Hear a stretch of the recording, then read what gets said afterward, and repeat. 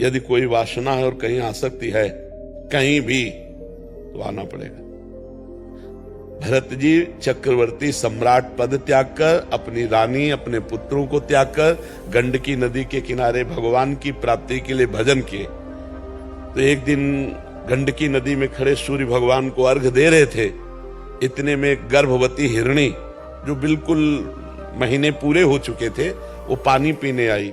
पीछे से सिंह ने दहाड़ किया तो भयभीत होकर छलांग मारी, तो छलांग से जो गर्भ है वो जल में गिर गया और हिरणी उधर जाके मर गई।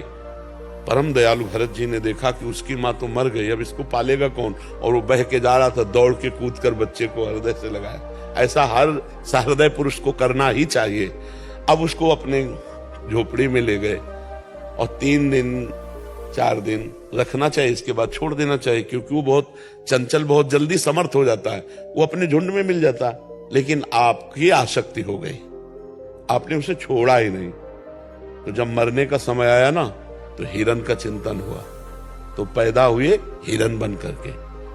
तो हमारा अगला जन्म होगा कि नहीं होगा, इसकी पहचान आपको ही होगी, किसी दूसरे को नहीं। क्योंकि यदि आपको भगवत साक्षात्कार हो गया है तो अगला जन्म खत्म।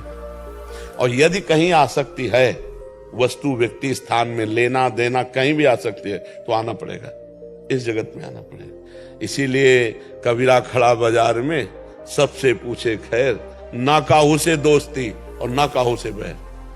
कोई ना अपना ना कोई पराया, सब भगवत स्वरूप, सब ब्रह्म स्वरूप, तो जीवन मुक्त हो गया। और अगर कहीं भी आसक्ति है, पुरंजन की स्त्री में आसक्ति थी, अगला जन्म स्त्री का हुआ। जहां आसक्ति है वही तुम्हें, जब प्रबल आसक्ति हो जाती है, जिसमें प्रबल, तो कभी कभी आप देखते हो शरीर जुड़े हुए पैदा होते हैं, ऐसे कई देखे जाते हैं। ये प्रबल आसक्ति, अंतिम समय प्रबल आसक्ति,